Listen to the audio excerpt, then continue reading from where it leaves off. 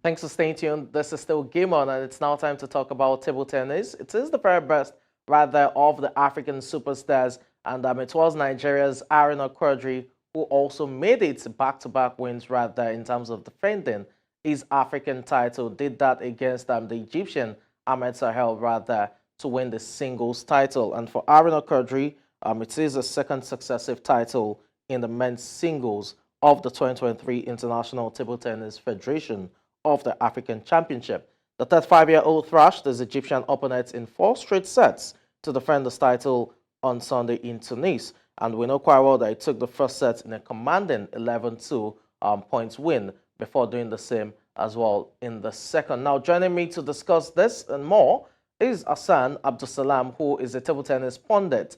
Hassan, good evening. It's good to have you on the show. Good evening. It is a pleasure to be back this beautiful evening to talk the ping pong game after days, after years. And beautiful one, we saw what Aruna did yesterday in Tunis to retain his title. It is a beautiful evening, and it's a pleasure to be back this beautiful evening. Thank you very much. Let's delve into it quickly. Following the disappointments in the doubles, especially for both the men's and women's team, how significant is Aruna Quadri's victory in the singles? It is a very, very important and a need one for him to reclaim his title. Looking at what happened in the mixed doubles, in the doubles, both the men double, this women's doubles, and the mixed doubles as well.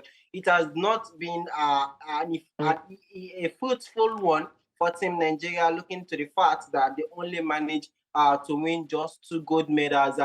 Funke Oshonaike and Bello, Fatima Bello winning in the doubles of the women's, and Aruna Kodi claiming the singles in the men's singles. The journey has not been something we should cherish, and that should tell us that we need there is a lot of more work to be done in table tennis, especially when it comes to the grassroots, when it comes to the youth, and looking at the players that will take over from this guy. It has been a pity that we are unable to see players that are coming up to delve into lifestyle of Aruna Kodi, Funke Oshonaike, even Segun Toriola himself, the legendary. But hey, what do we do?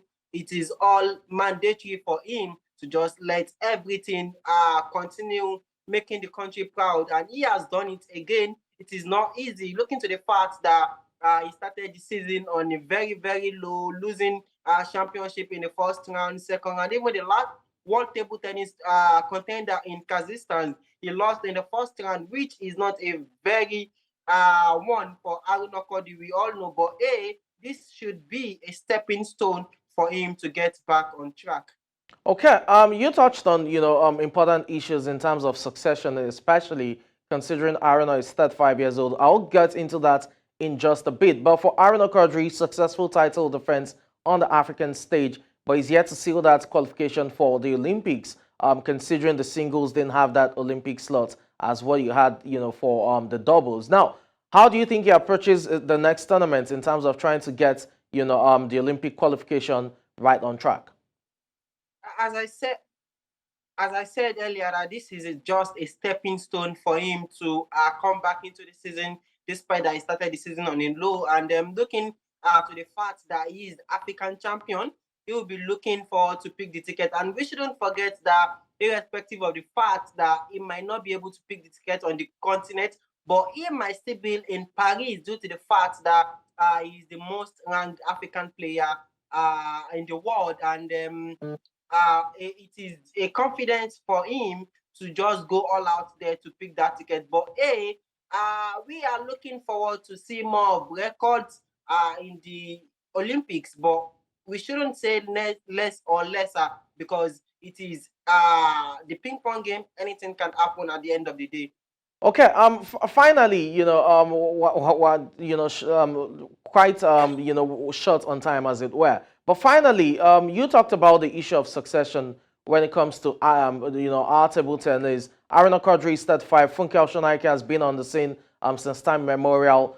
We know quite well that the youngsters are coming up. You have Fatima Bello as well in the mix, making the finals of the women's game. But how do you see the succession plan coming along when it comes to Nigerian table tennis? What policies, what reforms do you expect to be initiated so that we have a young crop of players that will succeed the legends we have right about now?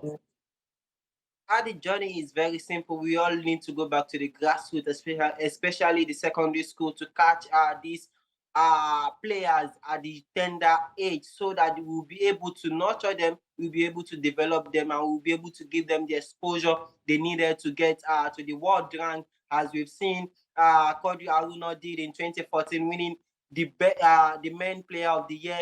We've seen Funke Osinaike becoming appearing at the Olympics for about seven time, and then hopefully she might pick another ticket to represent Africa at the Olympics again. It is not something we can do overnight. We need to go back to the grassroots, develop them, and hopefully the National Youth Games should be a major hub for the ITTF to discover talent. No doubt we have the talent, we have everything we needed to do. The only thing we just needed is the structure, the developmental, and the process to take these players from the grassroots to the next level, and the exposure. And boom, we'll get there. It is no surprise for us to see 15-year-old Anagoda doing massive well on the continent, and not just only the continent. She has been an amazing in the world of table tennis. No doubt we can never say never when it comes to Anagoda. And yes, we can do the same thing. We saw what Matitawo did. We saw what Esther Oribamishetosi did. Okay, it is Hassan, just a matter of development, time, focus, and exposure. And yeah, we'll surely get them. We have the talent. Definitely, no doubt. definitely, we will get them. We will get them. Thank you so much for your time on the show this evening, Hassan. Thank you very much. It's a pleasure to be back.